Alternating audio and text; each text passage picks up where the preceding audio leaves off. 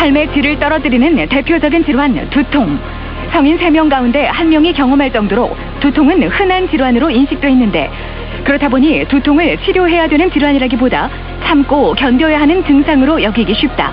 하지만 아무런 이유 없이 지속되는 두통은 몸이 보내는 강력한 이상 신호일 수 있다.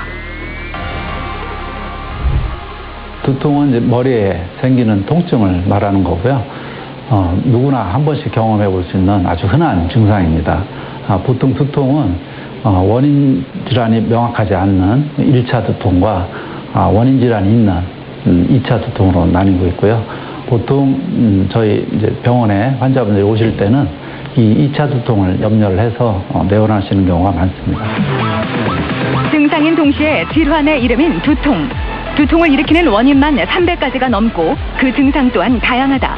두통 자체가 질병일 수 있지만 특정 질병에 의한 증상일 가능성이 있어 적절한 진단과 치료가 꼭 필요한데, 오늘 TV 주치에서는 우리 몸이 보내는 시그널, 두통에 대해 자세히 알아본다. 누구나 일생 중 한 번은 경험한다는 매우 흔한 증상, 두통. 한 조사 결과에 따르면 1년 동안 두통을 경험한 경우가 약 60%로 나타났고, 그 가운데 10%가 통증으로 인해 업무 장애를 겪은 것으로 나타났다. 하지만 적절한 치료를 받지 않은 경우가 절반 이상을 차지했는데, 이처럼 두통은 흔한 증상이기에 심각하게 받아들이지 않는 경우가 많다.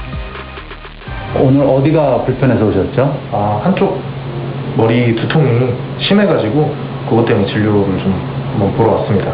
두통이 언제부터 시작된 거죠? 한 7, 8년 전부터 이 증상이 시작이 됐고요. 매년 한 한두 달 정도 주기적으로 증상이 항상 있습니다.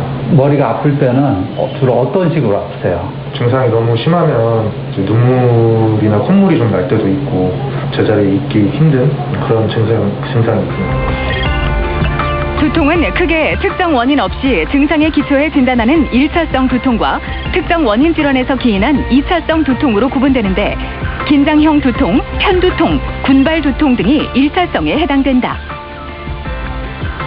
이 환자는 주로 그 한쪽에 생기는 아주 심한 두통, 그리고 눈물, 콧물 이런 그 자율신경 증상 동반하는 그런 두통인데요.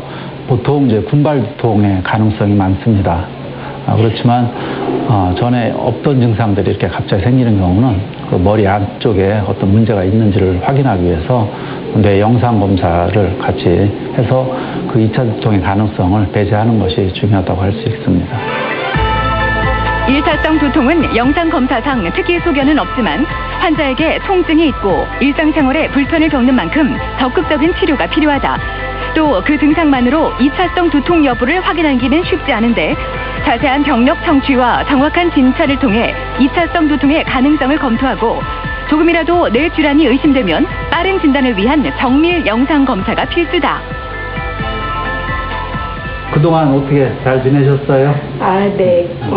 머리가 띵한 거 말고는 그렇게 크게 문제된 게 없었습니다. 어떻게 운동이나 식사는 어떻게 잘 하고 계세요? 예, 운동 하루에 20, 30분 정도 하고요. 식사도 규칙적으로 잘하고 있습니다. 어떻게 그 혈압약은 잘 드시고, 네. 혈압 관리는 어떻게 하세요? 아침마다 꾸준히 약은 빠뜨리지 않고 잘 먹고요. 혈압 체크는 2, 3일에 한 번씩 잘 체크하고 있습니다. 두통은 누구나 흔히 경험하는 증상이지만 그 자체로 머리에 문제가 생겼다는 신호일 수 있다. 특히 당뇨나 혈압 등의 대사증후군 환자는 갑작스런 환경 변화에 주의해야 하는데, 이때 발생한 두통은 뇌질환의 경고등이다.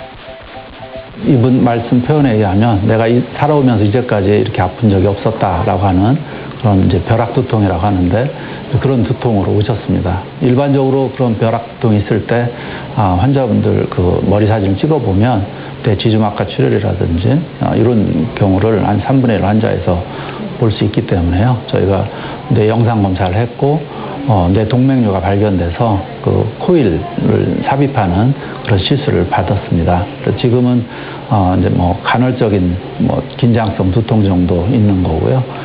혈압 관리 잘 하시면서 외래 통원 치료 잘 하시면 될 것 같습니다. 잦은 두통을 앓고 있는 사람이라면 정확한 원인 질환을 감별하기 위한 정밀 검사가 필요하다. 하지만 대부분의 두통 환자들은 증상 발생 시 스스로 진단과 처방을 내리며 단순히 진통제를 복용하고 마는 경우가 많은데 이런 습관성 약물 복용이 장기간 이어지다 보면 원래의 두통보다 더 심한 증상을 보이는 만성 두통으로 악화될 수 있다. 따라서 두통 치료를 위해서는 무엇보다 정확한 원인 파악이 핵심이다. 일반적으로 그 진통제를 약국에서 사다 드신다든지 하면서 약물 과용 두통 같은 게 잘 생길 수가 있고요. 특히 더 중요한 것은 2차 두통인 경우에는 그 치료 시기를 놓쳐서 나중에 심각한 신경학적 후유증을 남기는 경우도 많거든요. 그래서 일단은 두통이 있으면 전문가의 진단과 치료를 받는 것이 매우 중요하다고 하겠습니다. 머리가 아프다고 해서 다 같은 두통이 아니다. 두통은 발생 원인이 다양한 만큼 원인에 따른 적절한 치료가 필요하다.